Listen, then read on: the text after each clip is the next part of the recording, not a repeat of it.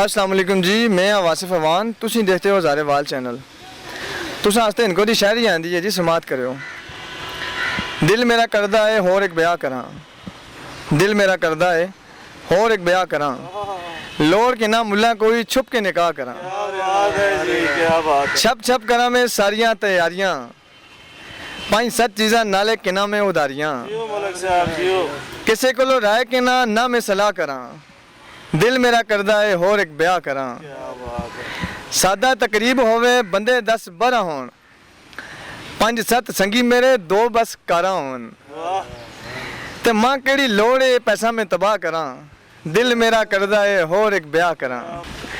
पहले कदे पता लगा फिर ते अजाब है, पहले दा तो मूड होन एवें भी खराब है, हो जुले कम फिर उसा भी आगाह करा, दिल मेरा करदा है होर एक ब्याह करा।